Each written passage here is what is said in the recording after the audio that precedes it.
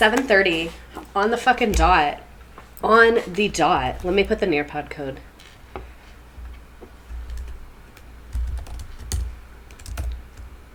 I hate how it, like, condenses it. Like, I put a bunch of space and it just doesn't work. Okay, welcome. Welcome. Sorry, I'm all phlegmy. I'm really excited for tonight. My hair kind of hurts. I'm going to take this down. It's, like, too tight on my head. Oh, shit. So, I got a haircut, and I don't regret it because it looks really good, but the length that it's at now, it doesn't go into... Look at me. They look like horns. The length that it's at right now, it doesn't go into a bun easily, and it's, like, it's very jarring. Like, there's, like, little things that stick out. I used to just, like, twist it, wrap it 3 times, perfect. Now it's, like, a 2.5 wrap, and it's, like, in between, and it's awkward, and I need to figure out a better way to put it in a bun. ZK Butterworth, what is up? We missed you. So excited to learn. Hi. Let me put the Nearpod in the chat again. There you go. I really got addicted to online teaching. I think that's what it was. I think I liked being an online teacher better. And I like being like, I'm putting the Nearpod in the chat. Like, I wonder how many times I've said that in my life. Probably thousands. It would have to be thousands, at least. If not tens of thousands. We're talking about the anthrax attacks today. I did not know anything about the anthrax attacks. Last week when I said I was going to do the anthrax attacks, what did I know about anthrax? It killed people and it had something to do with the mail. That's all I knew.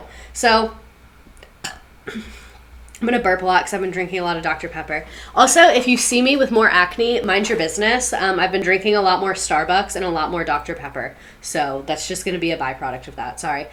A hype train just started in my channel. What?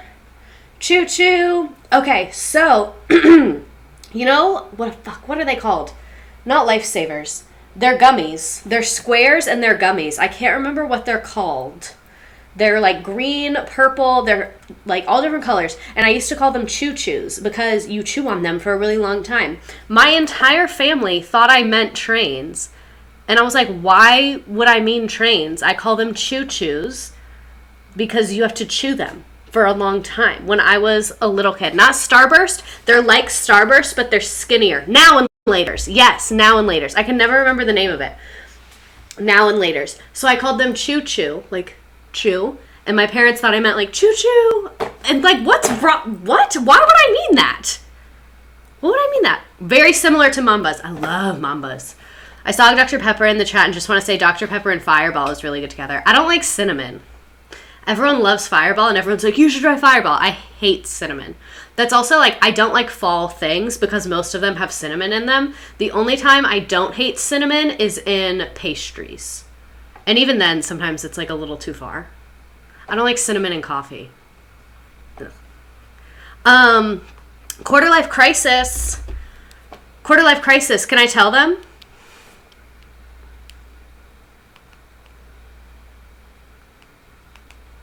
Can I tell them what we did?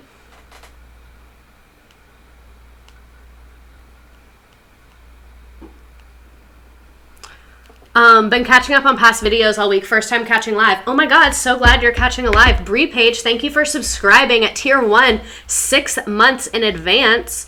I saw some other stuff happening here. Methadone Daddy, thank you for resubscribing. 4 months. You've been a subscriber for 4 months. We love that.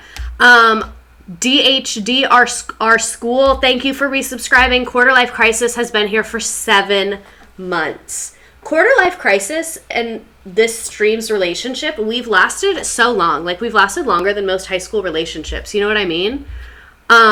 Moon Graduate, thank you for resubscribing. Beckworth, thank you for subscribing. Oh my God. And now there's like confetti raining down. I see why little kids that do this, like teenagers that are on here, their brains are getting fucked up. This is so overstimulating. I'm having the time of my life. You can spill the tea. I would resub, but I'm trying to save money for a divorce. I will literally Venmo you for your divorce. If you are going through a divorce, do not use your money on this channel. So, what was I going to say? Guess what Quarter Life Crisis and I did? Quarter Life Crisis is on the podcast. She did not quit. She did not quit, but I felt she still had a lot she needed to bring to the conversation. So she's on the podcast. The episode drops Sunday at midnight, I think. Lily Rosemack, thank you for subscribing with Prime. Also, you can subscribe with Prime, like, for the free. If you have Prime, it's, like, included. You get to subscribe to some people. We live that. We love that. We're loving that. How do I subscribe with Prime? That is one of the things I don't know.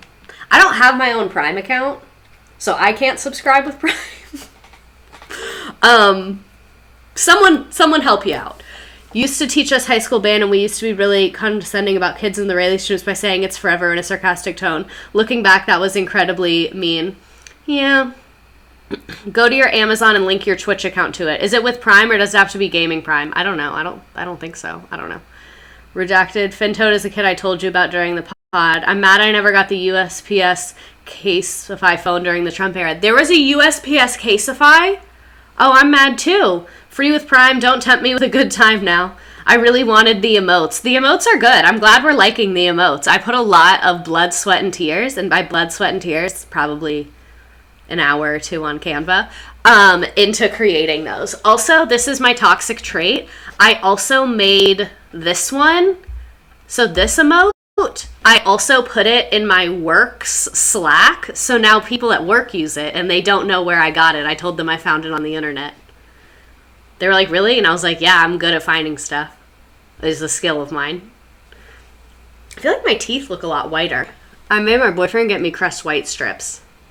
I think they're working.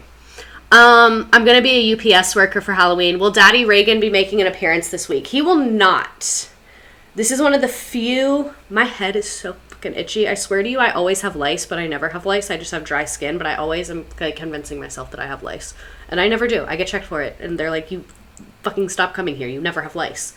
You need an Amazon Prime account to subscribe to Prime. Yeah, so you don't need the gaming one. Next week, we talk about what's happening in Iran. So I'll look into it and think about it. My general feeling about world politics is it's not something that I am extremely well versed in. My coursework in college was very US focused, and I don't really feel comfortable talking about something that I'm not confident of having, like, the context and the information for. So for some world politics things, I'll look into them and talk about them. But for a lot of things in the Middle East, I just don't feel confident in, like, my understanding of the issues there, because so much of the media we get is, like, very propagandized that, like, in order for me to teach it to someone else, because, like, you have to really understand something to explain it to somebody else, and I don't feel super confident in doing that on that topic, so I don't want to do it and do a bad job of it, because that's, like, disrespectful to be talking about something you don't know about. So I need to do my research first, is my final answer, and then we will see. I want to learn about healthcare cost in the US. That's a good one. I want to do a healthcare cost one. I'm going to write that down, because the college cost one, I loved the college cost one. Ooh. Let me write it down. Moment! I have a Trader Joe's list. When was I supposed to go to Trader Joe's? Whoopsies. Well, we're doing healthcare cost. And I want to do how Bush stole the election in 2000. Quarter life crisis, what's your news? What's your news? Ooh, the college admissions scandal. I'm, like, so much even deeper connected to that than y'all even know, and I, like, really want to talk about it, but I don't think it would be wise. I didn't get college admitted by nepotism. I got college rejected because others got in by nepotism. Is essentially what happened, but I don't really want to go into it more than that. I was born the day Bush got elected. Misrejected. No, I got rejected from all the schools I wanted to go to, but, like, looking back, God, she always has a plan for me, and, like, now I'm debt-free and thriving, you know what I mean? Like, I'm debt-free, I'm thriving, and no one gives a fuck about my degree. Like, it's literally fine, because I feel like if I had gone to an expensive place, I was still gonna major in some random stuff, and no one would care about my degree, so then I'd just be, like, in debt with the degree. So I'm glad that I went to, like, a kind of mid-range cost-wise, and I got some assistance. Not assistance, what are they called? Scholarship. Yeah, not assistance. Like, it wasn't need-based. It was, like, a for my SAT scores or something like that. I don't remember. As a California resident, I got into one of the 17 California schools I applied to. I'm so sorry. I chose the school that rejected my dad, and my therapist doesn't need to know that that was relevant. Choice. Oh my God. I'm really glad you did that. Look at Mike. Let's give it up for Mike. Everyone put a clap for Mike. Mike's been coming in through this week. Mike's been doing a lot. So at work, they were talking about decorating for Halloween, and someone had knows that I have Mike, and they're like, you should bring Mike. Well, they didn't say Mike. They said, you should bring your skeleton. And I was like, yeah, for sure. I don't need it at my house for something. That would be really weird if it was a critical part of my decor in my home and I was unwilling to move it. So I'm hoping everyone just forgets about it. I'm just not going to bring it up. Okay, so let's talk about Anthrax. It's already 7:41. Also, I'm really proud of myself for being on time. I just kind of want to keep talking about that because I'm very, very proud of myself for being on time. Also, I've been trying to implement feedback. This is an extremely meme-heavy lesson. Extremely meme-heavy. I would say a good third of the slides are memes. Queen of punctuality. It's because we were just recording for the podcast. So I'd really be Zooming. Yesterday, I worked all day and then recorded the podcast for 3.5 hours when I got home. And then today, I worked all day, which I know I do it every day, but I feel like I need to talk about it every time because it never gets less traumatic to work the whole day. You know what I mean? So we did that. I worked the whole day. I got home. We filmed the podcast for about an hour. And then now I'm here. I need to eat dinner, though. I need to figure out what I'm going to get for dinner after this. I might have to get Chili's. Might have to do it to him. Eating Mott sticks in the Sonic drive-in. Ugh! I wish I was in the Sonic drive-in and watching Mr. Redacted. It's the perfect evening. I'm really jealous of you right now. I'm extremely, extremely jealous. Every day we have to do tasks, and we're so brave about it. We're so brave about it every time. Every time we fight through it. And you know what I'm gonna do? I'm gonna fucking wake my ass up tomorrow and go do the same bullshit. But tomorrow after work, I'm chillin'. Big chillin'. Yo, I have edibles and double bubble. I'm good. Filming after work, how do you have the energy? I don't know. And at work, I'm like, oh man, I'm so tired. I don't want to do this. I'm so tired. And every time I have to get on camera, because I'm on camera a lot at work too. I host virtual calls and virtual trainings and stuff. And I'm like, I don't want to be on camera. And then when I'm talking about history in the comfort of my home, I'm like, hey, you guys, what's up? So excited to be on camera. I have so much energy, but I guarantee if I was in my office right now, I would be so last week I streamed from my boyfriend's because of the hurricane. So I streamed from my boyfriend's, and it was really hard to stream that night because I was really didn't feel like it because I wasn't in my environment. You know what I mean? I was in his bedroom, so I was like, I want to go to bed. It was just weird. It's the physical space, I think. We're also a lot funnier than the people at your work, I feel. So we laugh a lot at work, and it's very fun. But I'm one of the main people making it fun. If you work with me, I'm fucking sorry, but it's talk of the town that I'm fucking Giggle Master 3000. You know what I mean? I joke around a lot, and so then other people feed off of that because I've noticed since I've started there, it's gotten a lot funnier.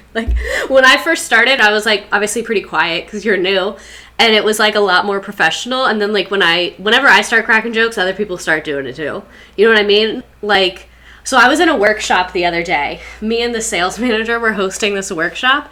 And he was like, yeah, Redacted and I are going to do blah, blah, blah, blah, blah. And then he looked at me and he goes, she hates this. I always do that to her where I ambush her and say, we're going to do something. And he always does it to me, but it's fine. And so I was sitting there and literally in this workshop with 25 fucking people in it. I go, who is we? You got a rat in your pocket you're not telling me about? And everyone died laughing. So that's what I mean. It's fun because I'm going to have fun. I could work alone in a cubicle and I would be laughing because I'm going to find something to laugh at. I am the personality hire. I always say that and everyone's like, haha, no, you're not. But I'm I literally am. Because ask me to do any work and I'm like today, They were like, hey, we need you to make all of these social media assets. And I was like, oh my God. When, like, this is the job I prayed for. You know what I mean? Okay. Hired off vibes, not productivity. Actually, that's a lie. You know what? Let me stop lying on my own name because I have very good KPI scores right now, I think, when I checked. And today, oh my gosh, so one of the real estate agents that I work with gave me a giant pumpkin. He was like, you're just so helpful and so nice, so I wanted to give you this. And it was just a big pumpkin. Oh, a KPI? Oh, right. This is like corporate talk. KPI is a key performance indicator. So it's like something that you're measured on at work. So like a kid's test scores, that could be considered a KPI for like the child. So my KPIs is like our little systems track how fast I answer things, like how fast I get things resolved. And then the real estate agents get surveys about like the service that they're getting. So those are my KPIs. It's very like customer service based. So that's what I mean. Like my people on the surveys are usually nice. Most of them don't fill it out, but it's fine. Dystopian. So I have mixed feelings about it because at first when I started working there, I was like, this is dystopian as hell that like it's being tracked like this.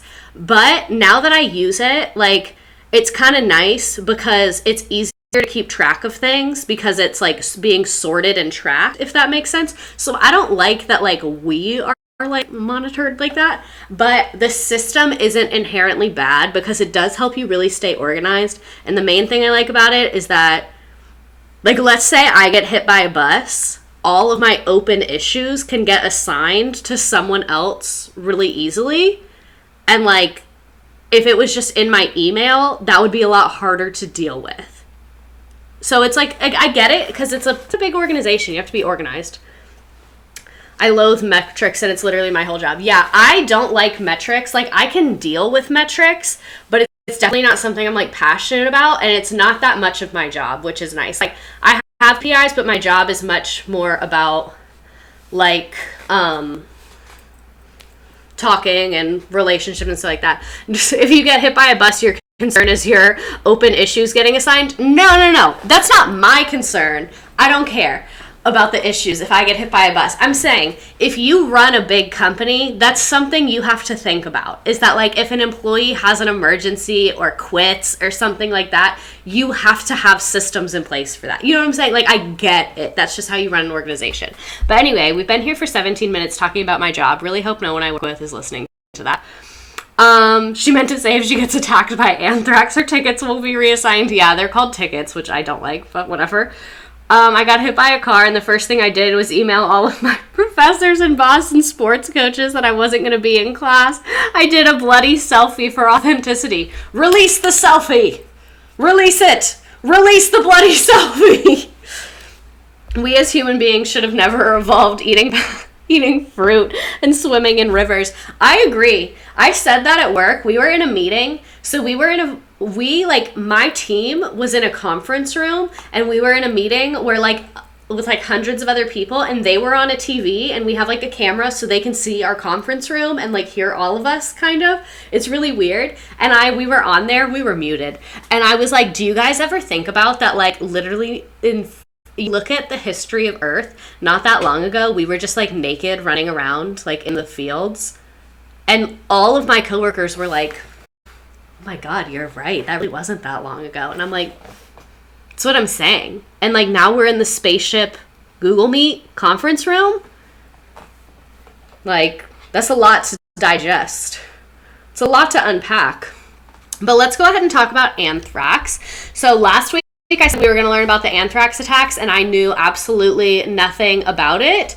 And then I started learning about it, and I realized that a lot of the people who died are men, women, they, thems, non-binary, everyone, were the thin blue line, the USPS. I didn't realize when I first wanted to do this topic, I was like, I didn't know that those people were victims of this. And then I found out, and I'm like heartbroken, and I was very sad to find out that these people passed away from this. And then I also realized It was right after 9/11. I also did not know that. I knew it was in the early 2000s, but I didn't really realize. Have you ever heard about going postal? Oh, hydrate. A couple people have told me to hydrate. I'm sorry. What's going postal? Going postal. Oh, yeah. Going postal. Like, I get what you mean. Like, freaking the fuck out. I understand. I know the bare minimum. I'm ready to learn. Yeti gang. We love a Yeti. Look at my sticker. So then I learned that this was right after 9/11. And when I say right after, it was literally a week after 9/11. So then I had to wade through a bunch of 9/11 conspiracy theories. And then I also have to ride the line between making jokes and not being disrespectful. So I almost gave up on this topic. Like, I was like, I don't think I can do this. Like, this is very layered and a lot more intense than I realized. Like, I don't know what I thought it was, but I did not realize it was this. But then the more that I thought about it, I realized I think I am the woman for the job, and you guys are fun as hell, so it'll be fine and it'll be a good time. And so I was like, I will get through this and I will come out like on top, and I will make the stream of the century, the stream of the millennium, if we're being honest. And now I think this is going to be one of my favorite ones. I love all the memes in here and I love the content. I think it's like the perfect amount of information. I spent so much time on this because I also watched the Netflix documentary. And that was fucking good. Because I picked this, and then when I was Googling it, I saw that there was a Netflix documentary. Office Baddie, thanks for the follow. I saw there was a Netflix documentary about it, and I was like, oh, I need to watch that. So I made my boyfriend watch it with me on Monday, and I took notes, and I like redo the slides. I like added a bunch of stuff in, so it's very good. We love a researching queen. We all know we're going to make fun of some man, so we're in the clear. I'm sure it'll come up. This is not a super man-hating one, though. But were you alive during the Anthrax attacks? If you want to vote in this, there's how to do it. What's the dot called? I can't remember, but Anthrax attack is in the title. So were you alive for this? I want to kind of like gauge my demographic here. Yes, but I was too young to remember. No. And I remember just not have a vote yet, technically. That's what I thought, is it was mostly going to be yes, but I was too young to remember. Brioche gremlin. I will fuck up a brioche bun any day of the week. Thank you for subscribing, is what I meant to say. Love brioche. Tessa11X, thank you for subscribing. When was it? Right after 9/11, so it was 2001. I was just stating. Ew, I hate that word. I was 10. Yeah, I felt like most of us would have been kids. You know, I didn't think I'd have a ton of people who were adults when this happened. But if you were an adult when this happened, I'm fucking glad you're here. And I want to hear your perspective. I'm glad you're here. I'm thrilled. Thrilled you're here if you're here. I was born a month after 5th grade. I was born right after SMH. What do you mean SMH? Not gatekeeping Anthrax. Drop the link. I'm sorry. Oh, the Nearpod link? You want the link one. Here you go. There you go. There's a link. Sorry. Someone dropped the link for USPS merch. I have a USPS blanket. I'm gonna go get it. Can you guys be good for... Actually, no. I don't want to leave because I don't know where it is. Never mind. I was gonna say I'm gonna go get it, but I don't know where it is. Maybe next time. I should have thought of this in advance. The SMH at missing 2 of the most insane terror attacks. Old Navy has USPS t-shirts. Okay, so most of us are in the too young to remember. Some of us remember. Some of us were not alive yet. But I don't think many people here were, like, working adults that were handling a ton of mail. I was in high school. You probably remember it better than most of us do, which is good because I want to hear, like, if what I'm saying is accurate in terms of, like, public reaction and stuff. I was 4 when it happened, but my parents talk about it all the time. We lived in Raleigh, so living in a big city traumatized them. Not gatekeeping Anthrax. Vans had a USPS line of shoes. Y'all, that must have been so much money when we get off of this. Why was my uncle worked for 3 years and he's never told me this? Would have given me another reason to be scared of my bills. I was shitting in diapers, not gonna lie. Okay, so what is the Anthrax attacks? The 2001 Anthrax attacks also known as Amerithax, but I really don't like saying the phrase Amerithax. It's very difficult. It doesn't roll off the tongue, so we're going to call it the anthrax attacks. Occurred in the United States over the course of several weeks, beginning on September 18th, 2001. 1 week after the terrorist attacks. So, like, the dust hadn't even settled. Bodies were warm and this happened. You know what I'm saying? Letters containing anthrax spores were mailed to several news media offices and to Democratic Senators Tom Daschle and Patrick Leahy, killing 5 people and infecting 17 others. According to the FBI, the ensuing investigation became one of the largest and most complex in law enforcement. So this was the letter. I think letter, but were they connected? At first, we'll talk about it, but no, they're not connected.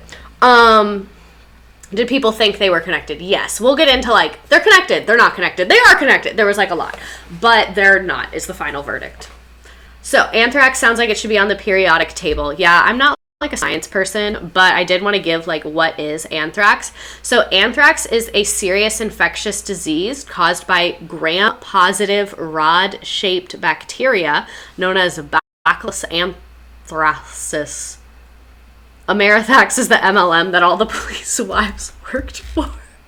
Oh my god! That might be the chat of the night. I don't really know what that is. I'm like, yeah, obviously it's rod-shaped bacteria known as Bacillus anthracis. Fucking obviously. Did you even go to school? I took science at a Christian school, so I don't know any science. I only know Jesus. My parents did not do it for religious reasons. They did it because I wanted to take extra art classes, so they were like, pick the class you hate the most and take it at this weird school that we can pay, and you can do summer school there. I think you said serious. Did it set off Siri? Jesus versus anthrax. The mitochondria is the powerhouse of the cell. Someone's like, so what is anthrax? And I'm like, you know, as many have described it, the mitochondria is the powerhouse of the cell, if you will.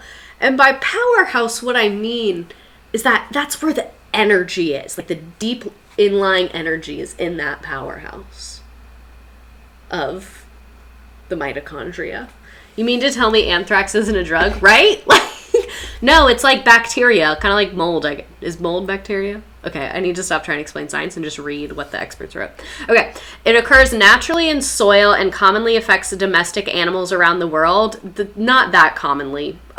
People can get sick with anthrax if they come into contact with the animals or contaminated animal products, and it can cause severe illness. People get infected with anthrax when spores get into the body. When anthrax spores get inside the body, they can be activated. The bacteria can then multiply and spread out, produce toxins, and cause severe illnesses. This can happen when people breathe in spores, eat food, or drink water contaminated with spores, or get spores in the cut or scrape of a skin. My whole life, I thought anthrax was some chemical. Me too. So what does anthrax do to humans? The most serious complications of anthrax include your body being unable to respond to the infection normally, leading to damage of multiple organ systems, sepsis, inflammation of the membranes and fluid covering the brain and spinal cord, leading to massive bleeding and death. So it sounds like not only is it terrible, it's also a really not fun way to go.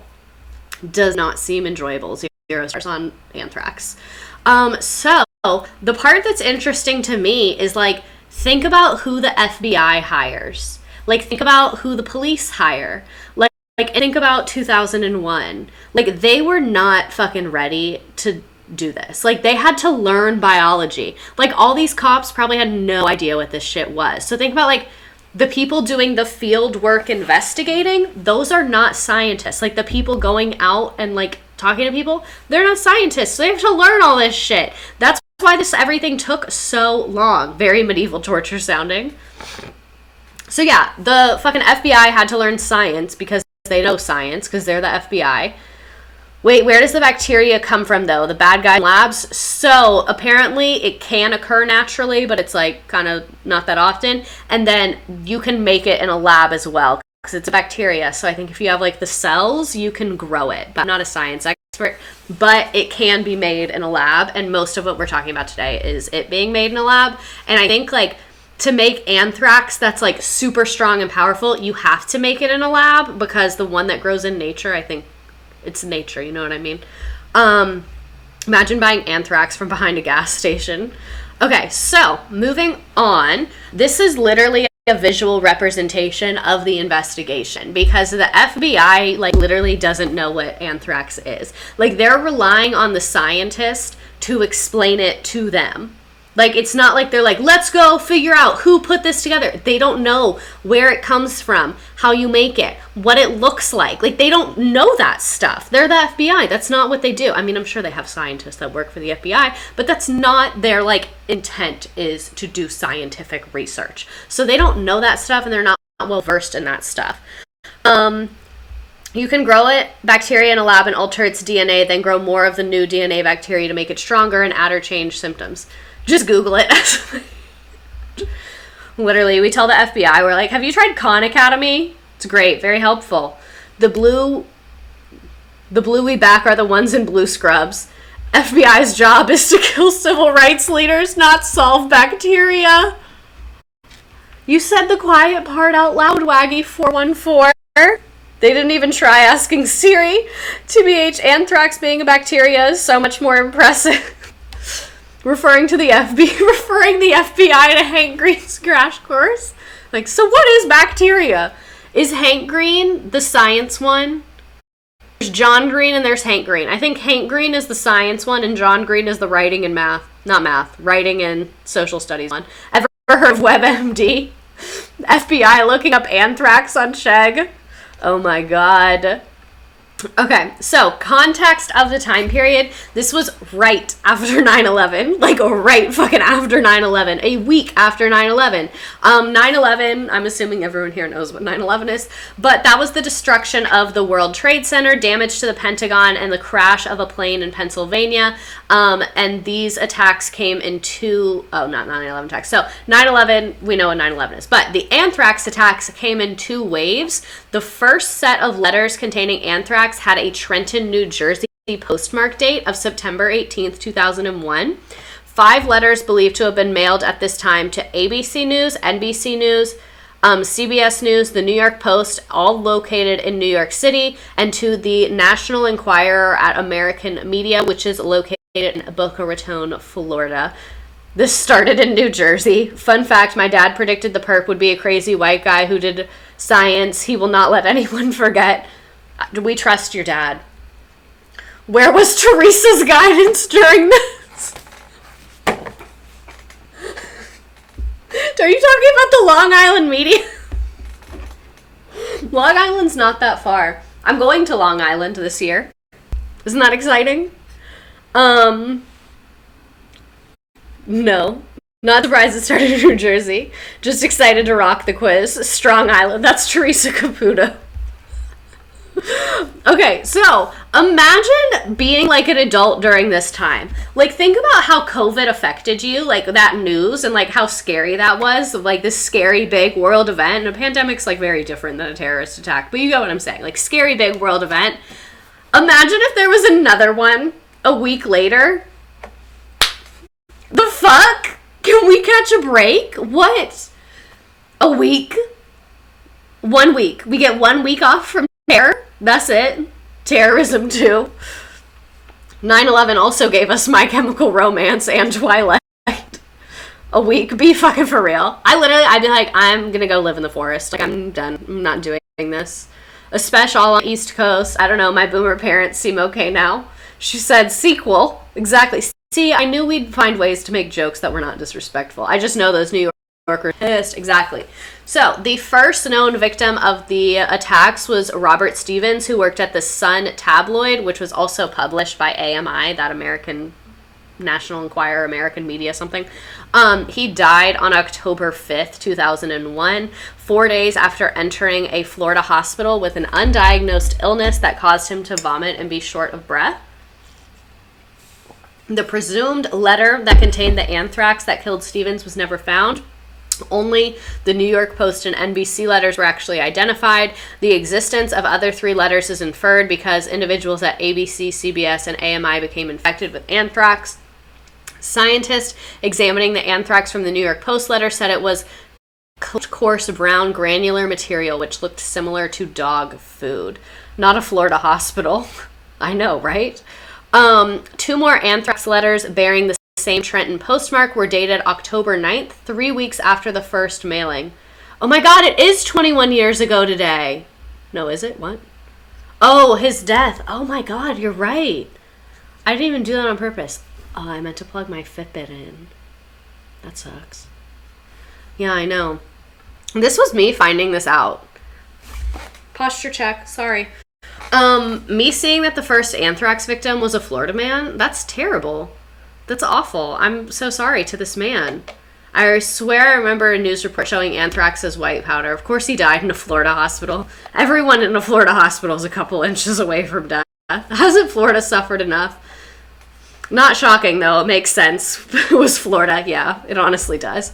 But anyway, so, 3 more letters bearing the same Trenton postmark were dated October 9th, 3 weeks after the first mailing. The letters were addressed to 2 senators, Tom Daschle and Patrick Leahy. At the time, Daschle was the Senate Majority Leader, and Leahy, I think that's how you say it, was the Senate Judiciary Committee. Both were members of the Democratic Party. The Daschle letter was opened by an aide. Her name was Grant Leslie, or is that a woman? I don't know. On October 5th, after which the government mail service was immediately shut down, or October 15th, I'm sorry.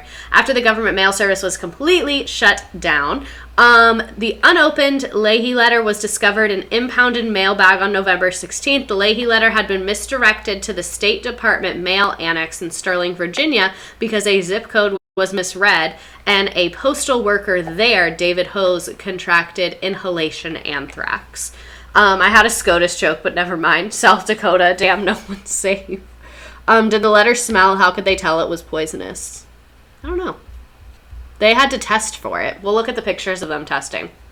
They did like swabs and stuff, but like they said, they could see the stuff in there too. I think they kind of knew what they were looking for after the first one. So public reaction. After the anthrax was discovered at Stevens' workplace, American media, 2 more of his colleagues were found to have been exposed, and the state authorities of Florida happened to be Jeb Bush during that time, initially tried to calm the public, insisting there was no terror link. So at first they were like, it's not terrorist. We are good. We are good. We are good. They were like, it's fine. It's not terrorist. Isolated incident.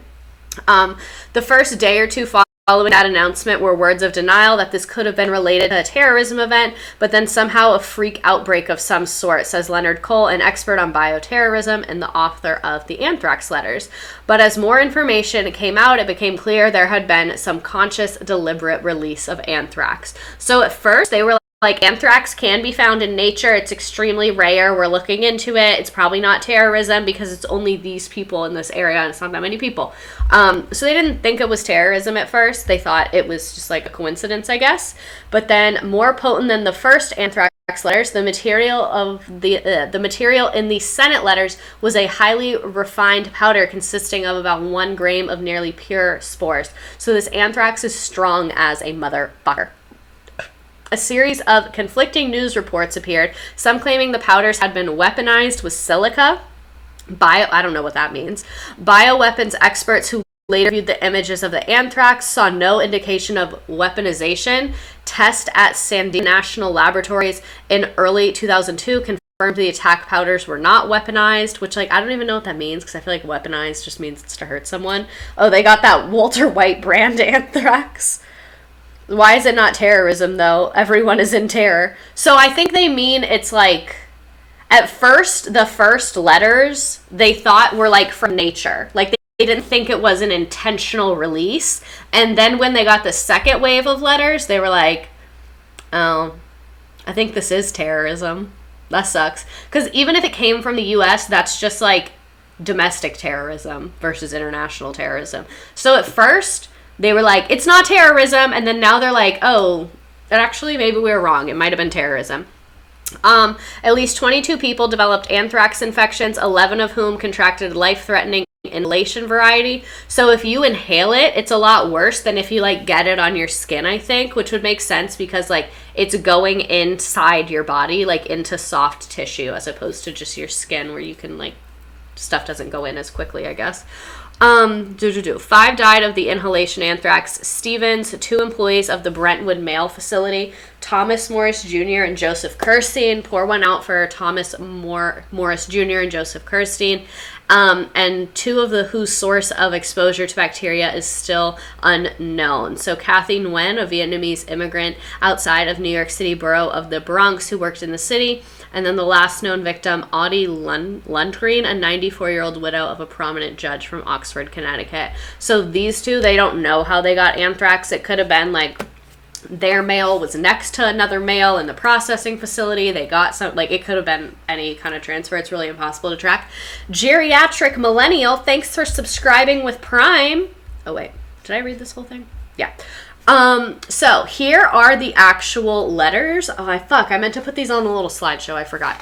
But anyway, authorities believe that the anthrax letters were mailed from Princeton, New Jersey, because investigators found anthrax spores in a city street mailbox located near the Princeton University campus. About 600 mailboxes were tested for anthrax, which could have been used to mail the letters, and the Nassau Street box was the only one to test positive. So to me, that's like, you don't just have anthrax fucking around.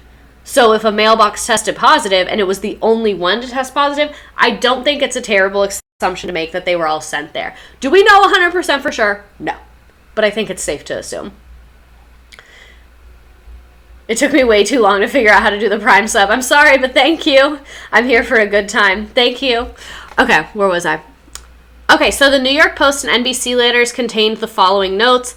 It says 9/11/01, this is next, take penicillin now, death to America. If the moderation gods are listening, I'm reading a historical document. Death to America, death to, I'm not going to say that, I don't want to get moderation banned, which I think that would do it. And Allah is great. Then this other one says, you cannot stop us. We have this anthrax. You die now. Are you afraid? Death to everyone. Allah is great. So these are the letters. Can I zoom in? No. Thought Wikipedia wasn't a valid resource, teacher. It is. Someone lied. Someone lied to you several times. This is what I always say about Wikipedia, is that if you're looking up general information like this, like a major event, and you just want to know basic general information, Wikipedia is a great source for that. If you are looking to write a research paper where you need extremely reliable data, Wikipedia is not the best source because not everything on there is reliable. But if it's a major event and you just kind of want like pictures and links to stuff, you can do that. Wiki is reliable to find the resources on one plate. Yeah, exactly. Sorry I'm late to class, not thinking anthrax was like asbestos for my entire life. I mean, is it? I don't know. My teachers would say no to wiki sources, so I'd use Wikipedia for the info and source wiki sources. Yeah, that's the way you should do it. Okay, hold on. Sorry, the chat is distracting me. All of the letters were copies made by a copy machine, and the originals were never found, which I find very interesting. Each letter was trimmed to a slightly different size. The Senate letter uses punctuation, while the media letter does not. The handwriting on the media letter and envelopes is roughly twice the size of the handwriting on the Senate letter and envelopes. The envelopes addressed to Senators Daschle and Leahy had a fictional return address. The return address was 4th grade, Greendale School, Franklin Park, New Jersey. Franklin Park, New Jersey exists, but the zip code is for a nearby town, and there's no Greendale School in either of those towns, although there is a Greenbrook Elementary School in an adjacent town. So he basically, or the author, sorry, spoiler alert, made up like this fake school so that people would open it. So that was a lot. But moving on to more of like the fallout after the letters came out. So the NBC News building got shut down 2 hours after the discovery of the anthrax in the building. And they knew that the anthrax came, or they didn't know the anthrax came from. They knew that that mail had gone through the Brentwood Mail Processing Center. But that location stayed open 24/7 for 10 days. That's where the letters are processed. Like not stamp them. They put the fucking thing on them. They scan them. They go to the various places. Like All the letters had gone through Brentwood. I can't remember where exactly it is. I gotta go, but enjoy learning about scary anthrax letters. Have a good night. I was on a date and missed most of the stream. No, you didn't. We're only 44 minutes in, and we're on slide 18 of 55. Oh, fuck, I need to speed up a little bit. Yeah, it's in Northeast DC. Thank you. Starts Googling if anthrax can get you high. So they refused to close the Brentwood office to do the testing. All of Congress got tested before the USPS workers who were actually in the center with the letters. And like, what fucking congressperson is opening their own mail? What congressperson is sitting there opening letters? I get why you need to test them because these 2 congresspeople did get anthrax in the mail, but like, you're going to test people that may or may not have come into contact, probably not, before you test the people that absolutely came in contact, like without a shadow of a doubt, we have confirmed evidence they came into contact with it.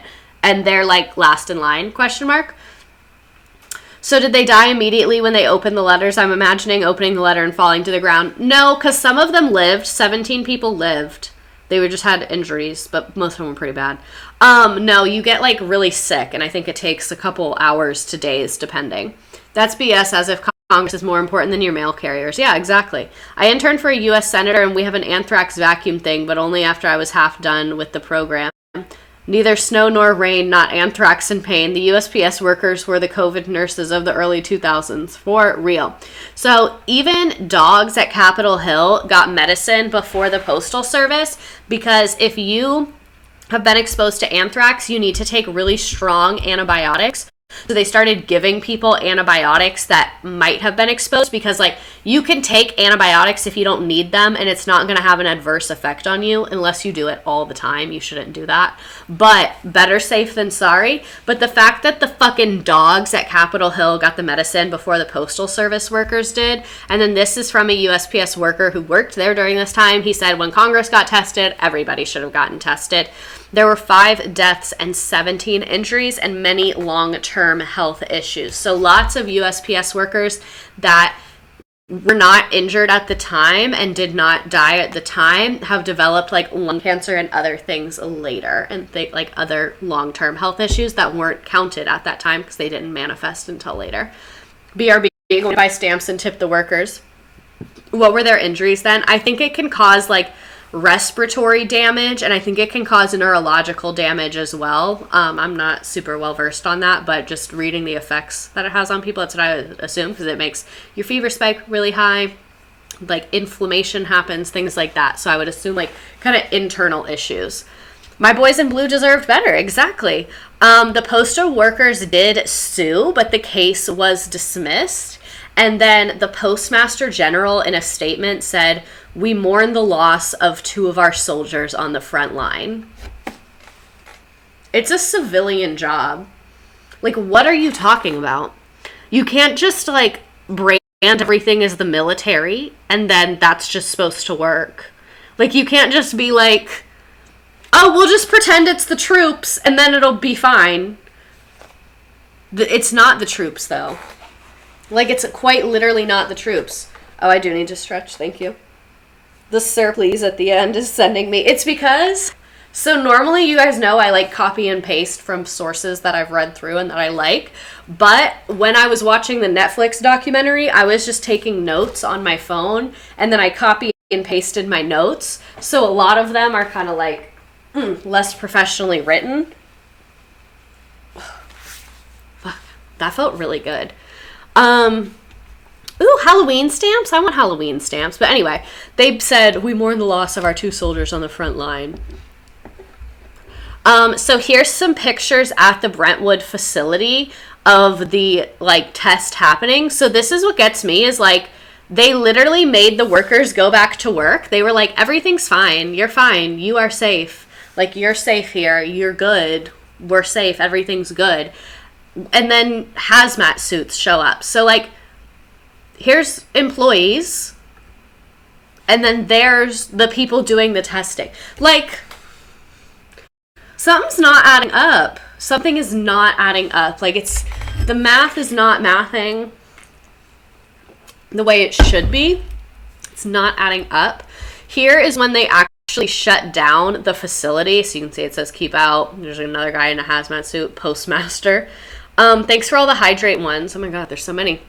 So this is a picture of inside the facility. The reason I wanted to show you this is because it is a fucking huge facility with all of these machines that move super fast. So the letters are literally going like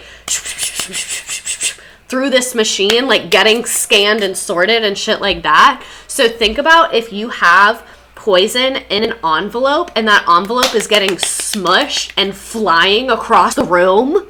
You don't think that that stuff's gonna leak out? Like, you don't think that that's gonna get breathed in? Like, it's tiny particles. And like, envelopes are not Ziploc bags. Like, it's not like it's airtight. Even a Ziploc bag, it'd probably leak out a little bit. But they're not airtight. It's paper. So like, the little corners, anthrax is gonna come out, especially when you have letters going like 20 miles a fucking hour. You know what makes me feel safe at work? People in hazmat suits saying I'm totally safe, but to stay away.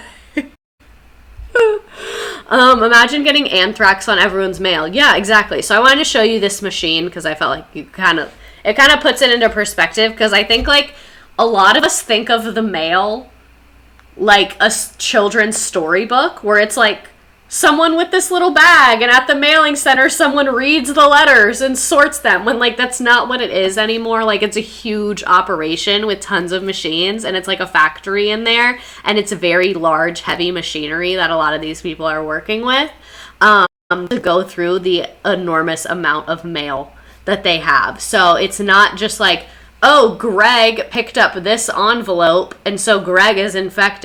Like, if that envelope goes through your center, it's going through the hands of tons of people, and it's going through large machines that are going to spread those particles into the air. And like we saw, inhalation is really not good for you. Not to mention when we have shorts, envelopes that get lost off the correct route, anybody could touch it and put it on any route. Yeah, exactly. It's like a massive, massive organization. Not Greg. The USPS to their staff, you are perfectly safe. Please come to work. The investigators doing site testing. Does anyone know what movie this picture is from? I'm eager to see if you can guess. I had it in mind and I couldn't find it. My Employer in 2020. Yeah, exactly. Jackie Bravo, thanks for joining. E.T., good job. Y'all are good. I debated it because I couldn't find a picture that had the hazmat suits and E.T. And I was like, so does it even need to be from E.T. then? Like, if he's not in the pic, like, does it even matter? And then I was like, you know what? It does. It does matter. It does matter. And I'm glad you guys realized, because that's proving that it does matter. The U.S. government choosing between worker safety and meeting their metrics. Like, literally, they will pick the numbers every single time. Every time. Because Congress can work from home. They'll test Congress. That doesn't affect anyone's metrics. That doesn't affect numbers. If Congress gets tested. But if the mail shuts down for a couple days, our documents might be late. We cannot have that. Also, I was just recording the podcast with Fraz, and she noticed that whenever I'm making fun of a boring person, I use a British accent. And I was like, it's just my instinct that, like, British is boring. Like, if I'm making fun of someone for being boring, it's British, obviously. I love Brittany Broski's obsession with England. She has an amazing voice. She's an incredible singer, just by the way. But anyway, the FBI launched an investigation. Obviously, that's their job. So by early November, they had found 3 of the letters containing the anthrax spores, including the ones sent to the offices. We already kind of talked about this. But public fury only intensified after law enforcement authorities determined that the first group had come from that mailbox in New Jersey, and then the second group, again, like, this is why they started the investigation. The slide was kind of useless. Sorry, I should have deleted that. But having occurred so soon after 9/11 that originally they were like, oh, this is bioterrorism by Al-Qaeda. Because the first attack, or the first letters, they were like, isolated incident. We don't know what it's from. Probably not terrorism. Then the second one, they were like, it's Al-Qaeda. It's Al-Qaeda. I don't know how to pronounce that. Sorry.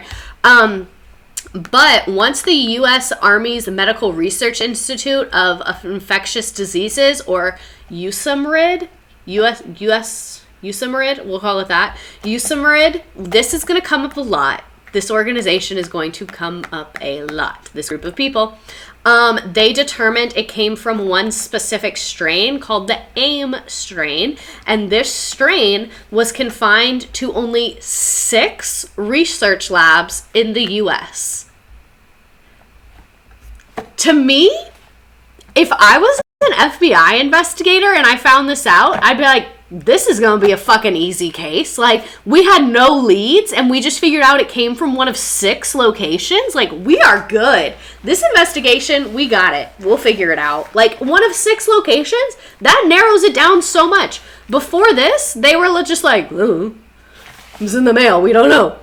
But, like, one of 6 locations, the call is coming from inside the house. So that led FBI profilers to conclude that the anthrax attacks were probably not international terrorists, and that the AIM strain was the anthrax of choice for the military's bioweapon vaccine program, meaning that the experts helping the FBI became suspects in the investigations. So they had been trying to develop an anthrax vaccine just as like a protection from bioterrorism, because they're like, anthrax can kill people really fast, so we should do research to have a vaccine so that people don't die if we get attacked from anthrax. So naturally, the FBI goes to that office and it's like, hey, y'all are doing the fucking anthrax research, we don't know anything about science, can you help us?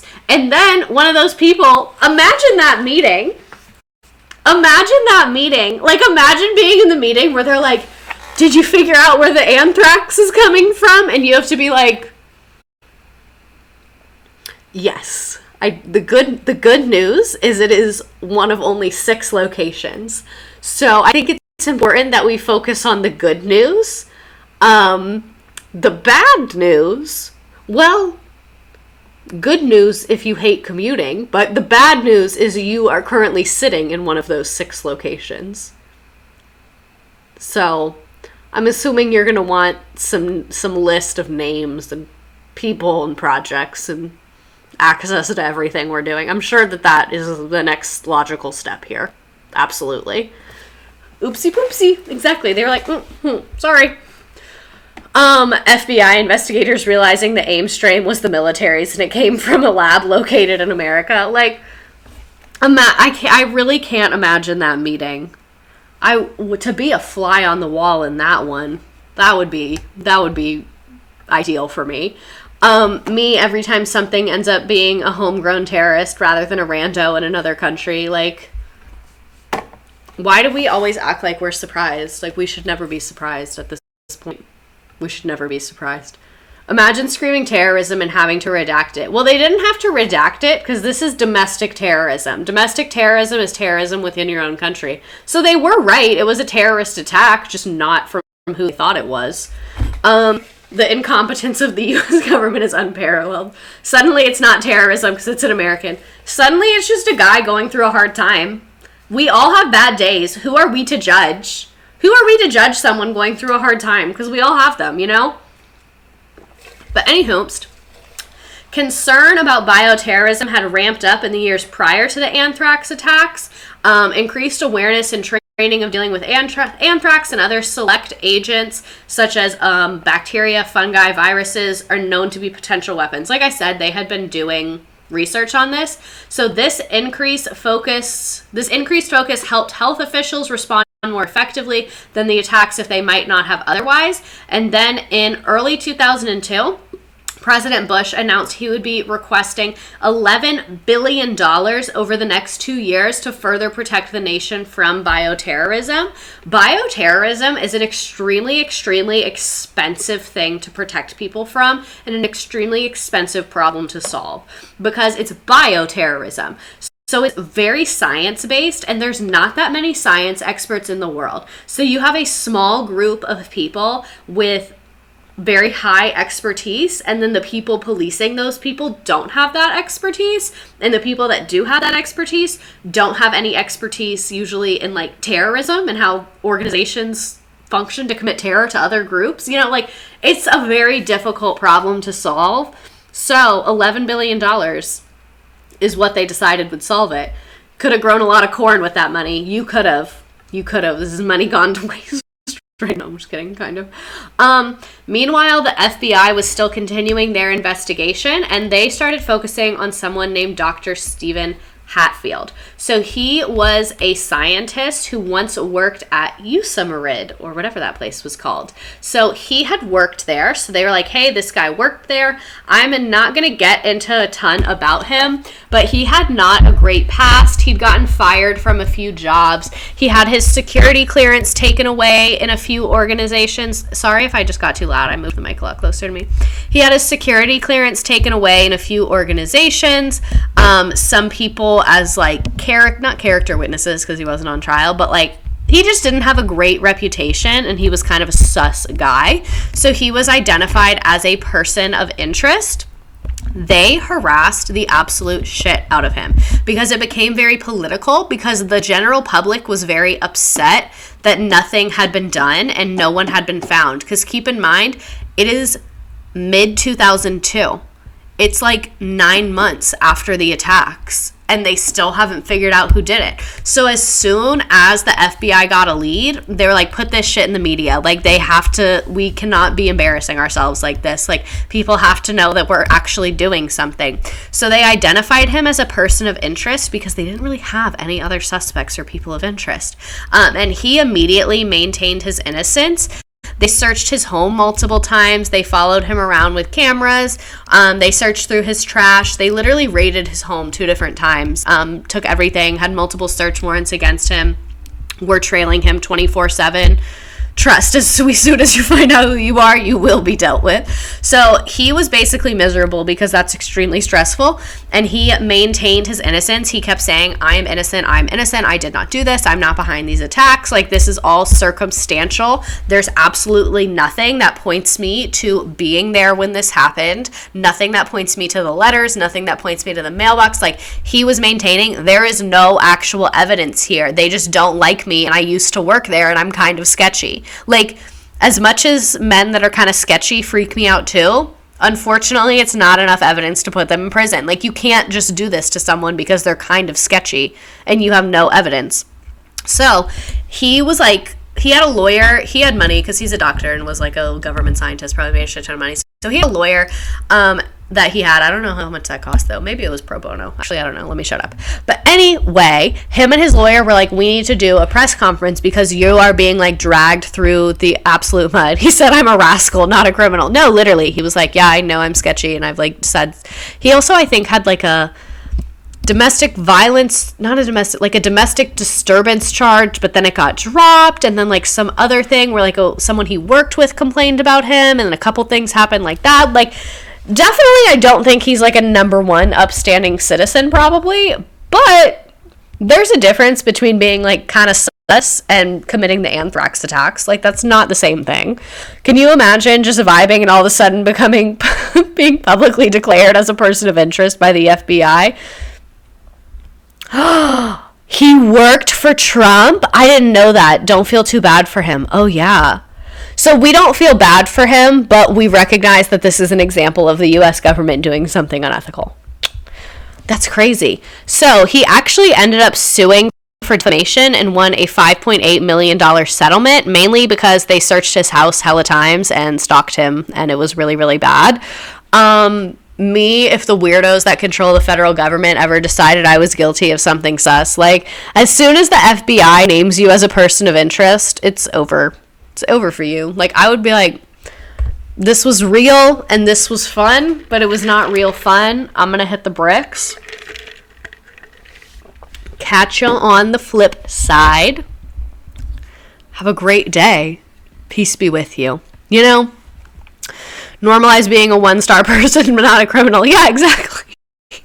I'd have to start a new life if I was a POI for the FBI, but then they wouldn't find out who did it. I would kill for a cola right now. I'm on the Dr. Pepper gang right now. Steve, an innocent man, when the U.S. government was stalking Steve Hatfield with, God, you can tell I copy and pasted this, with literal attack dogs. They also ran over his foot because he was walking and they were driving too close to him and they ran over his foot. And they sent in attack dogs and one of them like jumped up on him and bit him and he was injured. Like, they really were all up in this man's shit. I don't know how that's not illegal.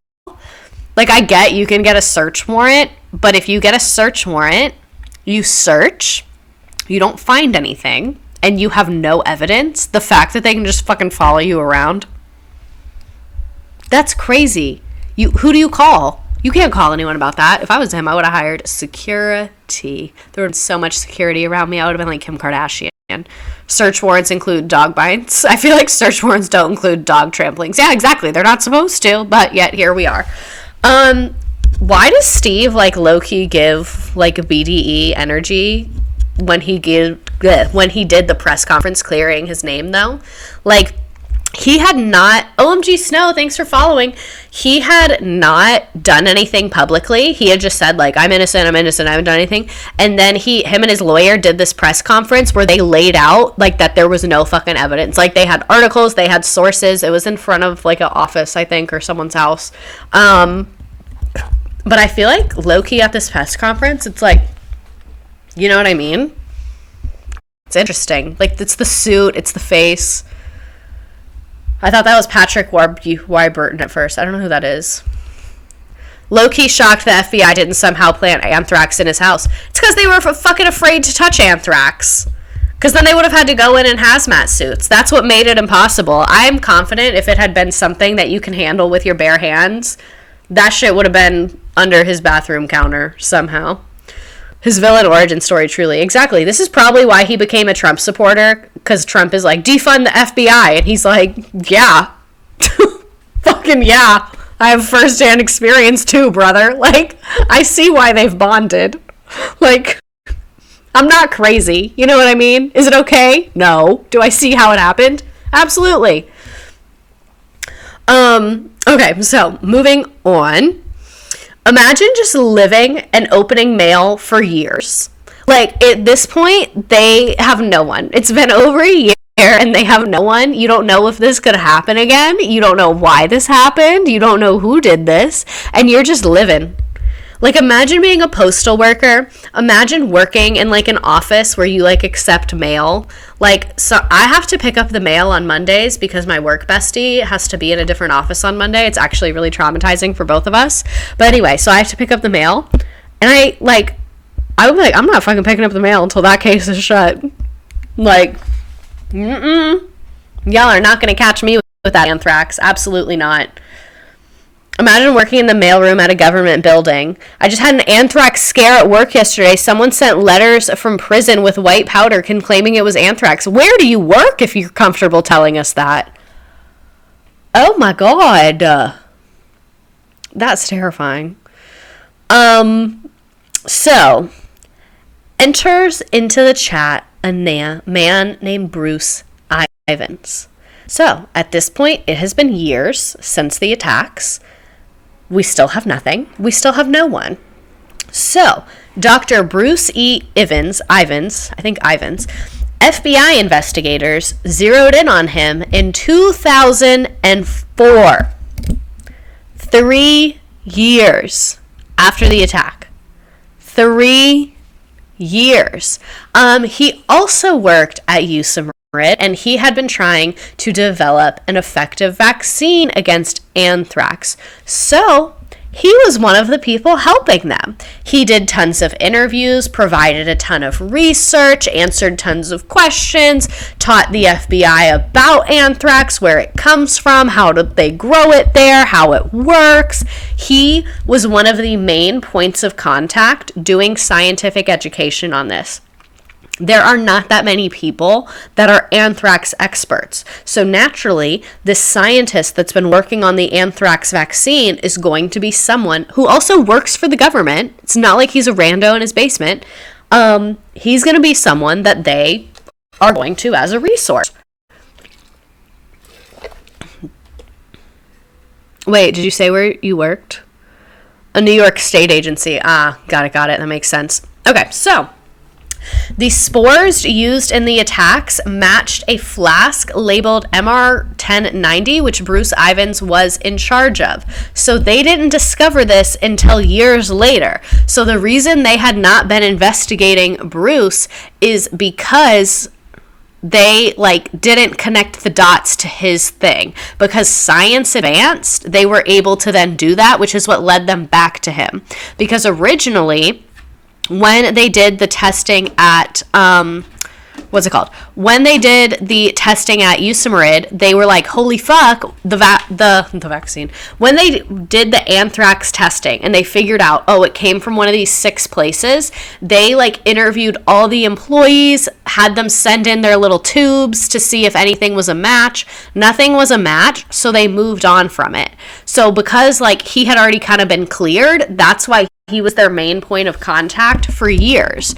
And then science advanced, and then they figured out, oh shit, this came from flask MRR 1029. That is Bruce Ivins' fucking flask. His name was on the report, logging it, when they were using it, what it was being used for, because it was his research. So his name was on the report.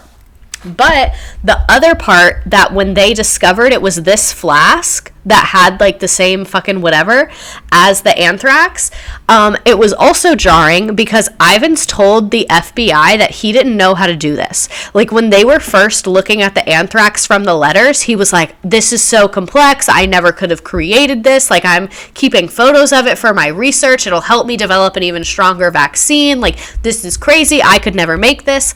But when the FBI asked his superior about it, and they said like, hey, who could have made something like this? Like, who has the knowledge to be able to make this? He only named like 5 people, and Bruce Ivins was one of them. So I'm not saying that makes him necessarily guilty, because I don't know what his boss does. Maybe his boss is a fucking idiot and was like, oh yeah, Bruce is an anthrax guy. You know what I'm saying? I don't know if his boss is an expert, so who knows?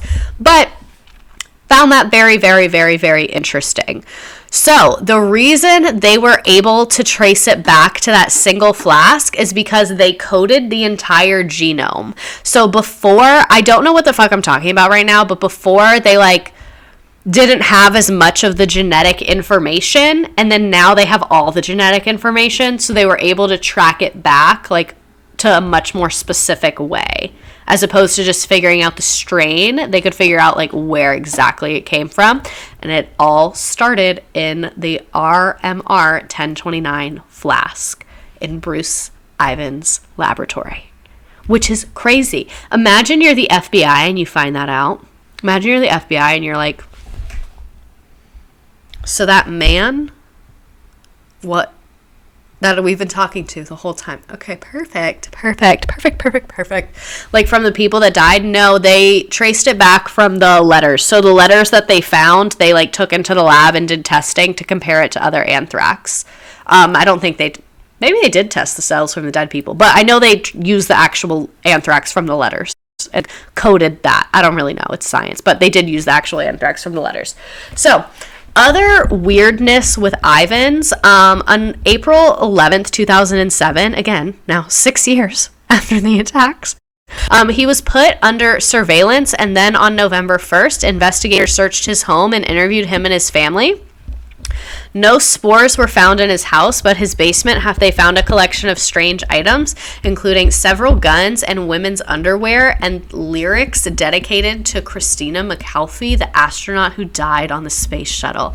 So, like, in a way, if I was the FBI, I'd be like, oh, this is kind of worse than I thought it was going to be. Like, I know it's not okay that I'm happy there's no anthrax, but this is weird. You know what I mean? Like, they always have women's underwear. No, it's literally every time. I don't understand it. He admitted to conducting... Oh, wait, sorry. I skipped a part. When Ivins was brought in for a formal interview, he explained that he had an intense obsession with the Kappa Kappa Gamma sorority because a KKG rejected him on a date when he went to the University of Cincinnati. And in the interview, they said, so you have a fixation on... Or they were like, is it a hobby, your interest in the Kappa Kappa Gamma sorority? And he said, no, it's an obsession. Why would you say that? Where was your lawyer? Like, why would, they tried to make it seem a little less weird, and you were like, no, it's an obsession, clinical. I'm obsessed.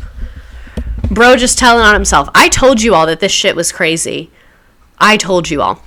So he admitted to conducting late night surveillance and break-ins at KKG. Interestingly enough, the only mailbox to test positive for spores was on that campus near the KKG chapter. And when I say, oh wait, where'd it go? When I say near, that's how close I mean to near. Very fucking close. That's the mailbox that tested positive. Here's the Kappa Kappa Gamma Administrative Office, the thing that he is quite literally obsessed with and he is admitted to breaking into. Again, this does not prove that he put the letters in the mailbox. It doesn't prove that. It doesn't. It's very jarring, but it does not prove that he put the letters in the mailbox. It's circumstantial still. I'd be shitting myself if I was a Kappa Kappa Gamma at this time. I wonder when this came out. I think not till a couple years later. But anyway, so he's obsessed with KKG, and so now he is in his prime suspect era because he stole code books from the sorority. So basically, like, their little codes and, like, rituals and stuff like that, he like knew how to understand that because he had stolen their books that explained it, and on the letters, specific individual letters were bolded. Like when you look at all the text that he wrote, some letters were bolded. So they figured out the bolded letters, if you go by the KKG codes, translate to FNY, which they are assuming means fuck New York. So in his letters, he said his secret message with the KKG codes was fuck New York, which, like, be fucking for real. That's what you have to say? That's the best you could think of to say? You always stump me with these history lessons because everyone is so fucking weird. Like, why is everyone so weird? This is so much weirder than I was expecting. I told you guys. I told you that this was going to be like a wild stream that is very, very upsetting and very, very weird. All that, and that's the best thing you have to say. Exactly. Like, you don't even have, like, a manifesto. You don't even have, like, a world takeover plan. You don't even have a group of people you hate. Just fuck New York. All the criminalness just to say fuck NY. Like, sir, be fucking for real. Zodiac killer off of Wish. He did something. So Ivins was also in the hot suite. The hot suite is where you make the bacteria. You have to put a hazmat suit on, and you have to, like, go in there, and it's, like, sealed, and it's, like, a whole fucking thing, and there's special lights. That's where you make the anthrax. He was in the hot suite late nights prior to the attack, sometimes even leaving as late as 1 a.m. And, like, I don't care how passionate you are about your job. What the fuck are you doing at work at 1 a.m? Like, if you work nights, that's obviously different. But, like, as a researcher, what are you doing? What are you doing there? He could have just written it on the subway walls like a normal person. No, literally. Bruce, you could have bought a Skyrider to say that. Like, exactly. It's like, you did all of this for that message? That's it? Like, that's your message. Like, that's the okay, that's the message you wanted to send, I guess. Investigators also believe that Ivins tried to mislead them by submitting false anthrax samples to show that RMR 1029 was not the source of the anthrax letters. Because his first sample was rejected because of some tube labeling bullshit. So he, like, put it in the wrong size tube. So they were like, hey, we need you to resubmit your samples. However, this is the timeline. He submits the samples. He's submitted, and they have them. So then they have that meeting where they were like, hey, you guys, we need you to help us with the anthrax attacks. We're testing your samples to clear all of you, and once you're cleared as, like, not a person of interest, you need to help us. That meeting happens. Then shortly after that meeting, they were like, hey, Bruce, you fucked up the labels on your test tubes, so we need you to resubmit new test tubes, and, like, next time you need to be more careful. So he submitted new test tubes that tested negative. You feel me? You feel me? You feel me? So like I said, his first sample got rejected. So investigators believe that Ivins tried to mislead them by submitting false anthrax samples to show it was not the source, but the samples Bruce Ivins gave them from RMR did not match investigators as proof that Ivins was trying to mislead them. So it wasn't until later that they coded the entire genome that they were like, oh, fuck, it is from there. You know what I'm saying? And they figured out that that's where it came from, but it wasn't because of his sample that he submitted. They figured it out it was him because that flask was like registered to him, not because he submitted the sample, if that makes sense. So he submitted his new sample, like #blessed, because then he figured out what it was fucking for. Moving on. So yeah, there's that fucking mailbox. This will never stop tripping me up. Like, if you're gonna do crime, don't do it in a place that you frequent, because that's how you get caught. You know what I'm saying? Me trying to figure out if this underwear stealing, obviously insane man did the anthrax attacks. Because again, all we have is circumstantial evidence. Because even though that flask was registered to him, multiple people had access to it. Lots of people had access to that flask. So that's what he said, is he was like, tons of people have access to that flask. Like, I'm the one on the report, but all the people that work here work in this lab. So like, they have access to it and are using it as well. So it's like, we also have to think about the immense amount of pressure that's on the FBI to get this solved. So, was the undies from the KKG? Do crime better. This is not actual legal advice. I just know he walked away skipping after submitting the new samples. He had his lollipop and was like, you know that meme? These memes are top tier. I'm really glad I put a lot into them. So what ended up happening to Ivins, a coworker that he was obsessed with wore a wire, and originally she was like, he would never do that. I'm not going to wear a wire. Y'all are crazy. He's not a killer. He's a good man. And she had like a bunch of weird as fuck emails from him. Like him being like, I go into a blind rage and I don't remember anything. Sometimes I wake up and my car keys are on my bedside table and I don't remember driving everywhere. I don't know who I am. Also, he was married. I want to talk to his wife. She's probably very traumatized by this weirdo. But yeah, he would like send these batshit crazy letters to this, or emails to this lady, and call her his secret sharer. Man needs some time. Blood for real, for real.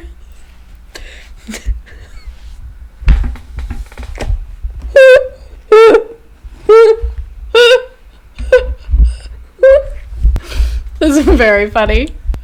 But anyway, this lady was like, I'm not going, this is all so much. I know, it's literally so much. But anyway, this lady was like, Bruce is crazy, but he's a good guy. I'm not going to do that to him. And then the FBI was like, what if we told you he hacked your email and showed her all this evidence that he had these passwords to her computer and would go on her computer when she wasn't there and read her personal emails and like save them? I'm at dinner with my family and I'm shamelessly watching this. It's crazy, I know. So he would like save and read her personal emails. So when she found that out, she was like, bro, yeah, I'll wear a fucking wire. Like, so that's how they got her to wear the wire, was that proving that he was like literally so fucking crazy. I would have worn the wire just for the tea. I would have been like, okay, where do we want to meet? I'm thinking Starbucks. Like, the FBI would not have to convince me of this. All right, this motherfucker is about to go down. So, the interesting thing about wearing the wire is that he didn't say yes and he didn't say no. Like, he was just saying, I don't believe I did that. I don't believe I did that. I don't recall doing that. Like, so it's clear that he's, like, not in his right mind, which, like, we stand with the mentally ill community, and we are the mentally ill community, but this is a different level, and you're hurting people, so we no longer stand with you. But he basically didn't confirm or deny it on this little meeting with her. And then the FBI also tried to get his own children to testify against him, which, like, goddamn, they didn't.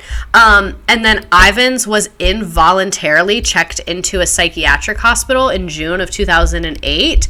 I don't think this was by the FBI. I believe this was by his friends and family. They checked him into a psychiatric hospital, which The first moment that the FBI called me, asked me for an interview, gave any indication that I was in legal trouble in any way, shape, or form, I would leave that conversation and go to a mental hospital immediately. I'd be like, you know what, just for everybody, I'm just going to hang out here. We can do the investigation from here.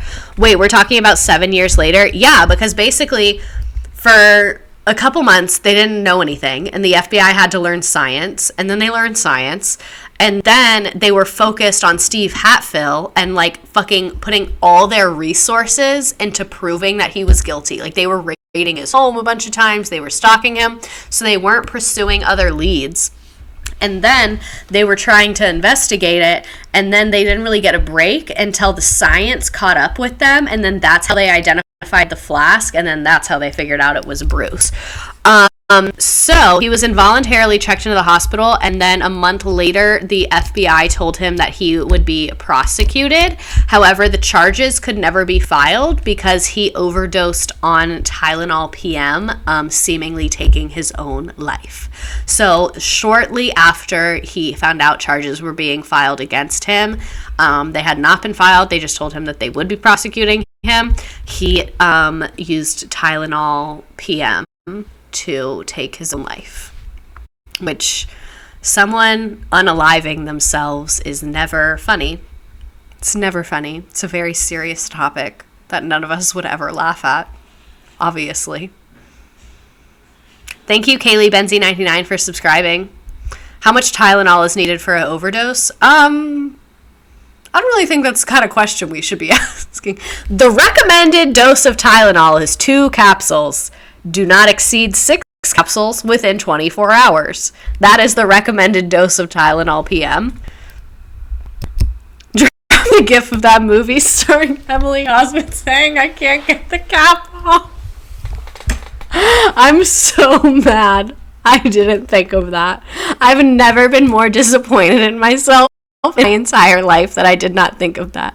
So how are our Kappa girls today? Did they ever find out whose underwear that was?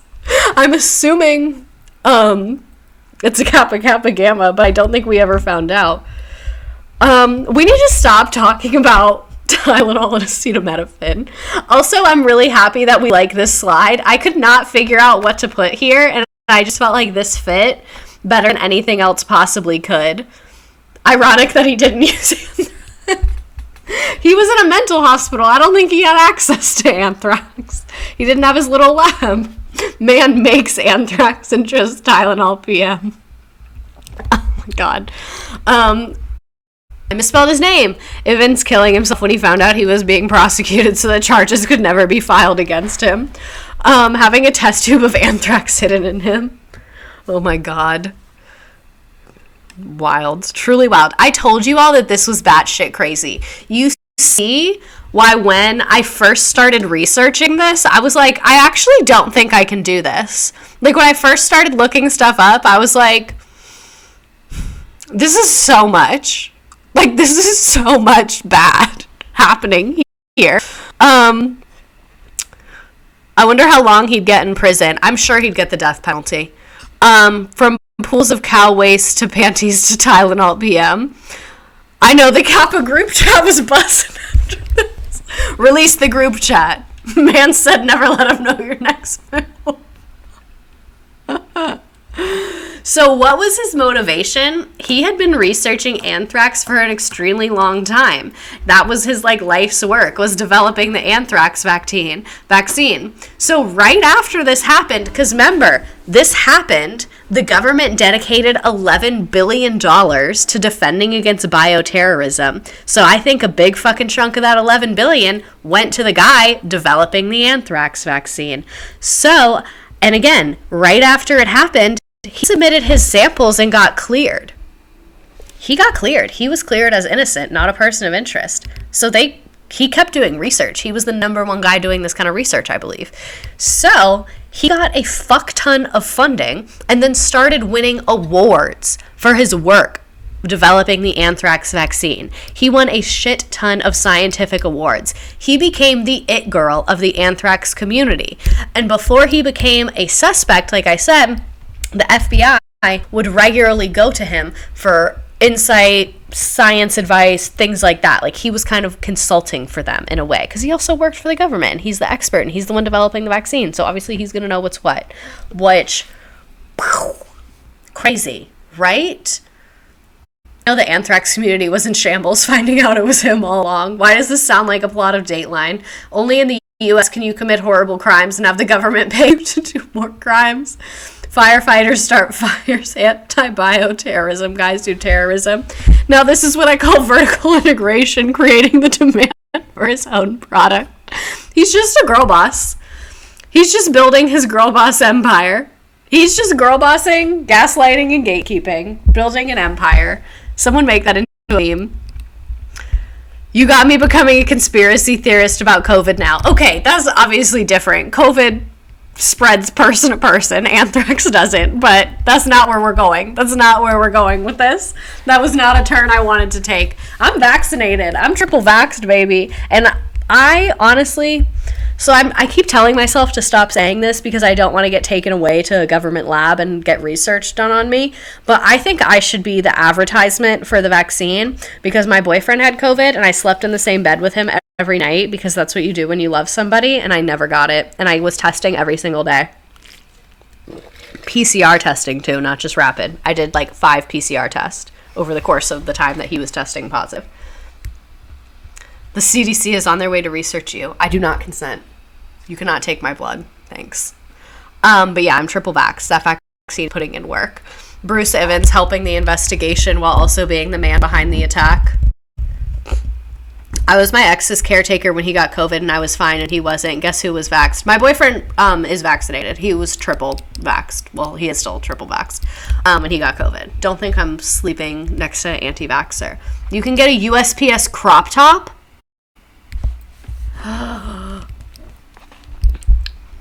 Add to cart. Add to cart. USPS crop top. Oh, it's the kind of crop top that's not flattering me, though.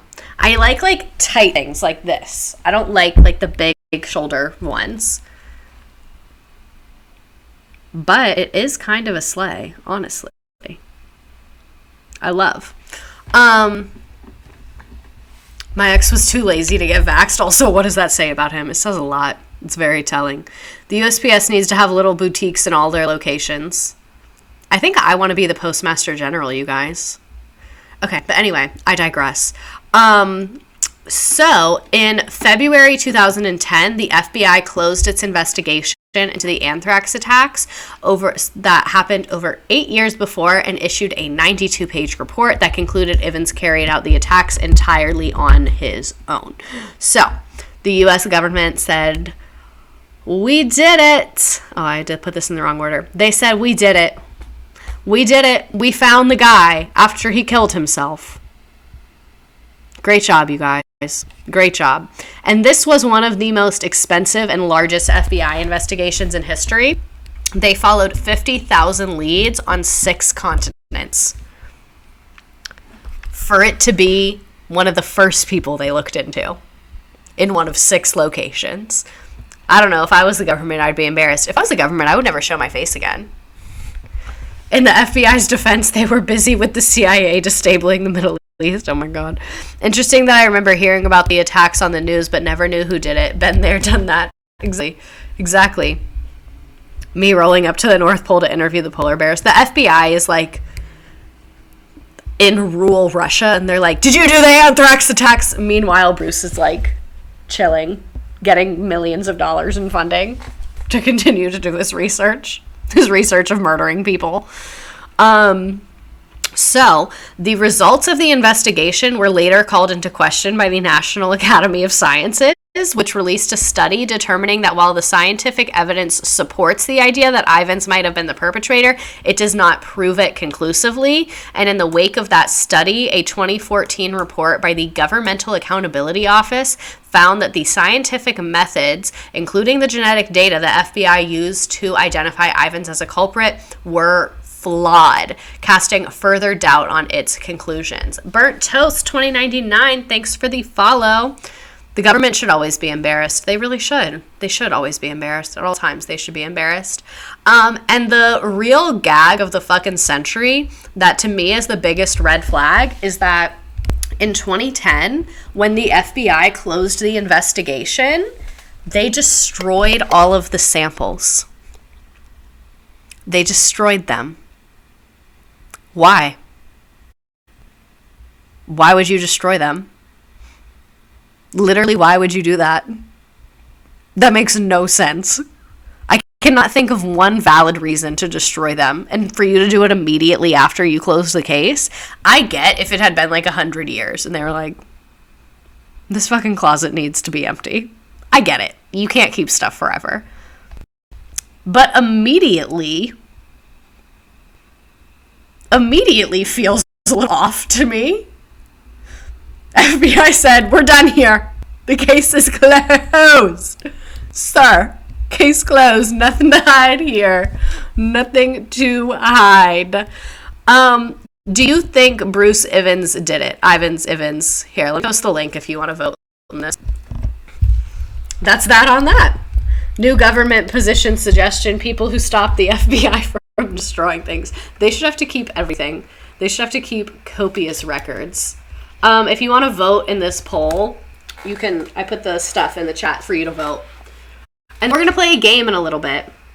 I've never been more sure of anything. Don't be suspicious. Don't be suspicious. Don't be suspicious. Don't be suspicious. I love Parks and Rec.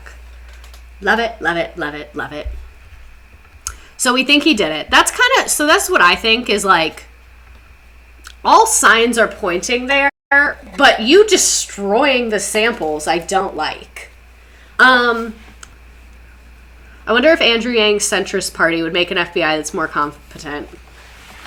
I don't love a centrist party. I would have doubted it, but the man's killed himself and it's just sus. Yeah, like I think I just am mad that we destroyed the samples. You know what I mean? Like, science is always improving. And if anything, we just could have kept those so that, like, what if we got another anthrax attack? Wouldn't you want to be able to test it against the prior one?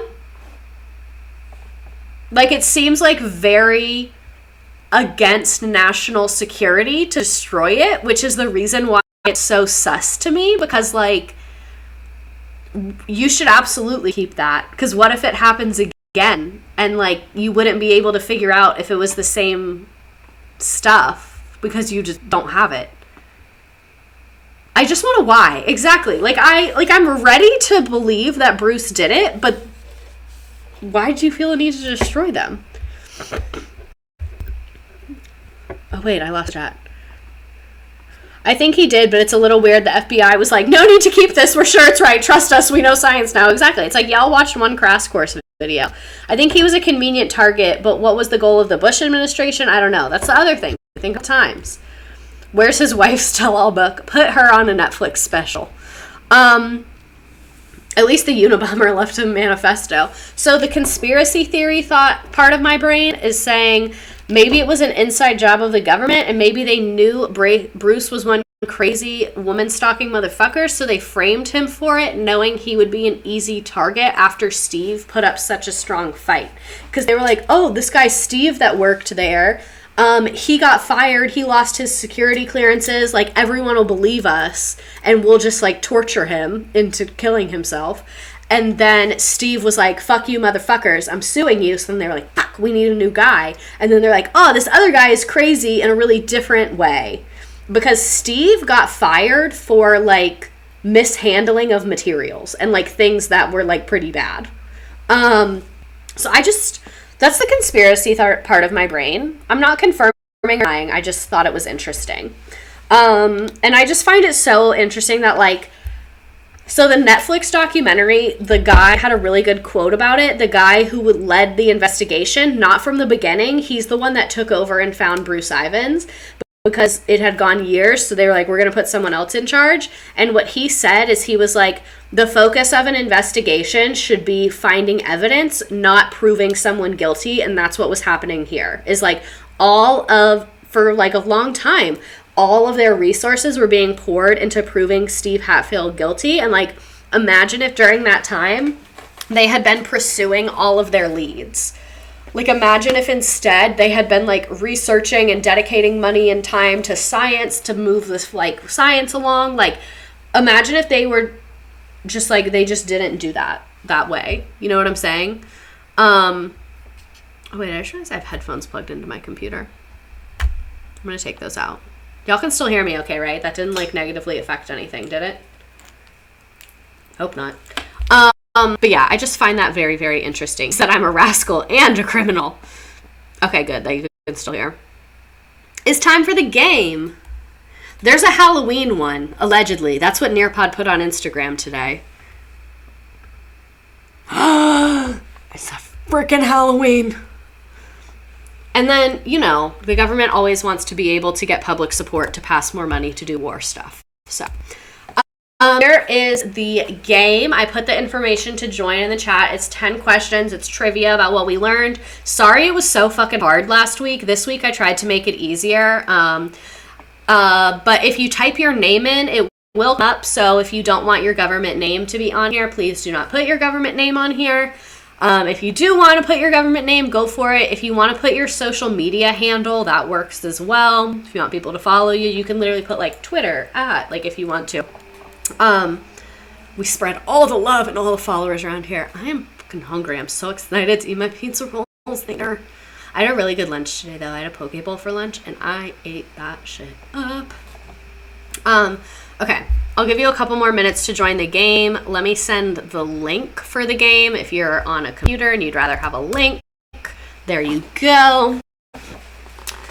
And you don't have to play. You can stick around even if you don't want to play and we'll still talk and hang out. So what is the History Channel sending you? I have no idea. I need to check the mail. Someone remind me to do that. So the fucking annoying thing, so my buildings, there's so many good things and so many bad things. Good things, they're pretty nice. If I pay my rent late, they don't really care. And sometimes I just be forgetting, you know what I mean? But anyway, so like they're nice, they're responsive, they fix things if it's broken. I feel like safe here, all of that. Things that suck. I have to pay my rent with a paper check. So that's why I pay it late a lot because I don't always have time to go do that. And then I also, like, they put our packages in the leasing office. So whatever time they leave and lock the door, that's when you can't get stuff anymore. Sometimes it's 5, sometimes it's 6. So it's, like, hard for me to get my mail because I get home from work at, like, 5:30. So, like, sometimes I don't have time to go down there. Can you do a stream about the history of the FBI? I would be afraid they would show up to my house. But maybe. I have to pay my rent through Walmart. Why are we living like this, you guys? Oh, the other thing I hate about my building is we don't have enough elevators, so sometimes it takes like a really fucking long time. Also, the carpet in the hallway smelled bad, but they just put laminate floors in this week. But now it's kind of loud, but it looks really good. And you can't really hear it that bad from my bedroom. You can only hear it from my kitchen, like when people walk. So it's not that bad. Next stream will ask you times if the FBI is watching you. Oh my god, there's 37 people in the game. I'm gonna send the link one more time and I'll give you another couple seconds to join. Let me go through my activity feed. Erica Benz, thank you for the follow. Avatar Will, Sasha 44, Dan Full Size Burge, Burnt Toast 2099, Koi Fish Girl, Kaylee Benz 99, thank you for subscribing. Becca Helene, thank you for subscribing. Death Slayer, thank you for the follow. And Aaron Tony Calamari, Gabriela Sierra 1012, Bree 2405. Thank you all for the follows. Thank you for the subscription. If you have Prime and you want to do one of your free subscriptions to me through Prime, thank you so much. We appreciate. We love.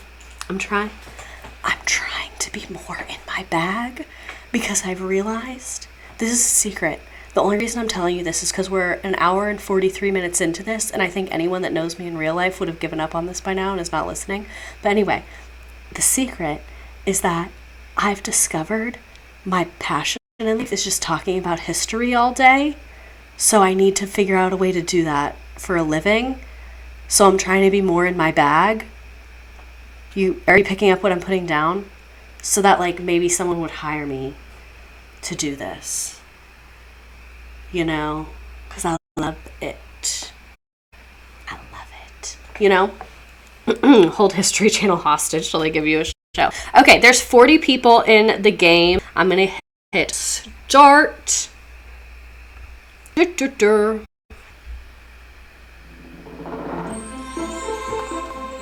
Halloween music. Oh my God, U.S. Postmaster General. Praying that History Channel and Peloton gives you those good contracts. That's the other thing I'm thinking is like, even working for an organization that's more history-based, like the National Archives, Newsella, like something that like makes history content. Because I really like my job, but like the content of real estate, I'm like on, you know? Do y'all remember that show, How the States Got Their Shape? I was obsessed. Try to become a little museum curator. That's the problem. I need money to live. So that's why I'm trying to be more in my bag here so that I could do a job that might not be as in my bag with.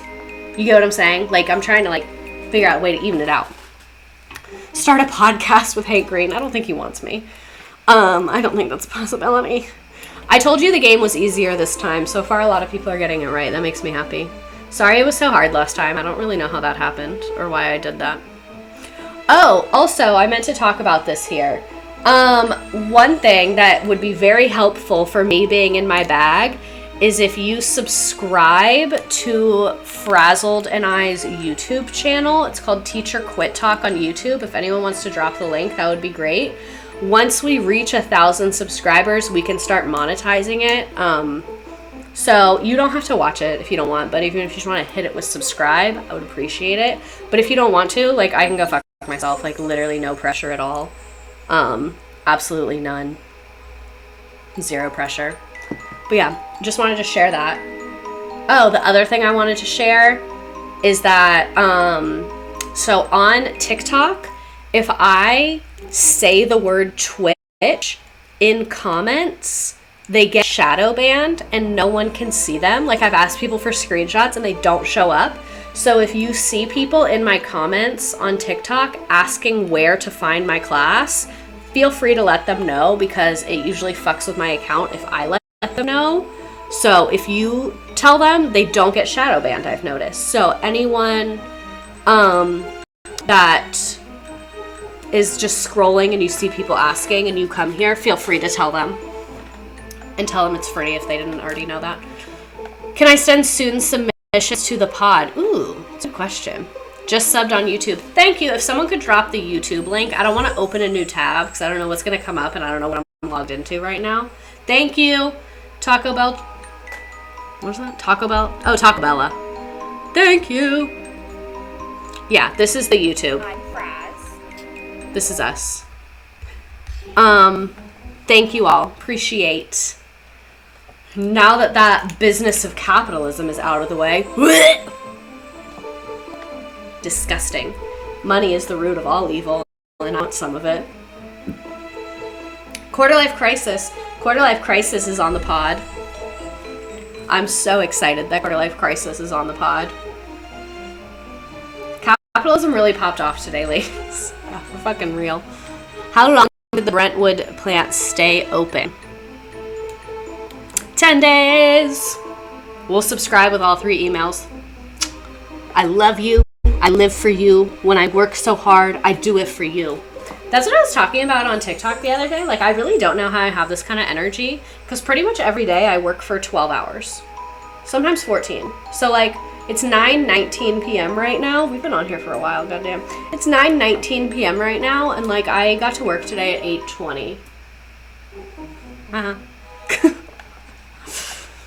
The 10 plagues, but it's the 10 days Brentwood was open. I only support capitalism when the girlies do it. These slide decks of yours are absurd. Do you mean that in, like, a good way or a bad way? I'm scared now. Jellyfish is fine. Do you mean it in a good way or a bad way? Answer right now, please. Thank you.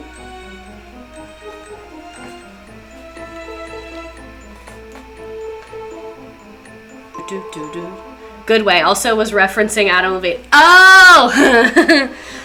Yeah, I put a lot into these slides. Adam Levine, what are you doing here? I forgot about that. I didn't really keep up with that drama. The day that popped off on the internet, I was really busy, so I didn't really see any of it. And then you know how the internet is, the moment passed. But the Try Guys drama, very much up to date there. Very much up to date. Last 2 questions.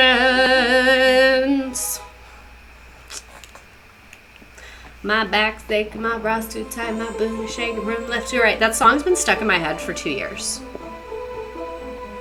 Yeah. 2 years. That's fun for me, you know what I mean? I'm a Try Guys person. Me too. You're either, it's like the dress. You either see white and gold or black and blue. You either are obsessed with Adam Levine cheating or the Try Guys cheating. Last question. Imagine being led in one of the world's most successful bands and having your affair overshadowed by a guy named Ned. Yeah, for real. Can we have a sesh just talking about that Try Guys drama, please? Ooh. We might have to. I might have to. We might have to. We might have to do that. I don't know when I would, but I don't want to skip a history week. I'll find a week that I don't have a ton of like life stuff going on, and I'll do one. Like, it'll be a surprise though. It'll be a surprise. All right, Noah in first place, Dee Dee, Jim, Blue, Honey, Just, Jadis, Madeline, Apples, Lily, Rose, Aidenique, Eel, and then I'll scroll through the rest. Nice job. We love the game. We live for the game. We laugh for the game. All of that. All right. So that is our show, folks. Thank you so much for coming. I'm probably not going to stick around too long because we've been on here a while, but I wanted to give you the chance for memes. I don't think I saw Elena here, but if anyone took notes and wants to share them, Ned is not Diana. Deadass, I need people to talk about it. Thanks, Teach. You're welcome. Welcome back to Cooking with Anthrax. Oh my God. So thank you all for coming. I really liked this stream. I think this was really, really fun. I really liked this topic. Pour one out to our fallen postal service. Rest in peace to them. Thank you for your service. I'm very sorry that happened to you. I was like third until I got one wrong. Hunter Biden is our American. Y'all are fucked up. So sad I was late, but pumped to watch the vid on YouTube. It was a good one. Apples, it was good to be back in class. You are welcome. Have a good night, everybody. Oh my God, this is the photo you sent to your professors? Oh my God. If I was a teacher and I got this, I'd be like, this was my fave stream so far. I felt like this was the perfect topic because it was like the right amount of information. Like we got to get detailed without getting overly detailed. And it was like, I don't feel like we left anything out. We didn't talk about every single fucking detail, but I felt like we really covered it. And it was just a good topic. It had everything. It had drama. It had insane men. It had everything. Truly, truly everything. Prince Charles, Adam Levine, John Mulaney, and Ned Fulmer. The 4 nations did not deserve harmony. Someone responded, don't send a picture like that again. Oh my God. And it was absolutely wild. I'm so glad you feel like you found your people. That's really what I'm looking to curate here. That's the energy that I want to create in the studio. But I will upload this to YouTube. I have to make some kind of clever little thumbnail. But yeah, I hope everybody has a great night. Stay safe. Be careful opening the mail. Buy stamps. Tip your postal workers if you're into that. I usually try and give them a little Christmas gift, something of that nature. But we love you. We live for you. We laugh for you. Thank you for coming. Thank you for being here.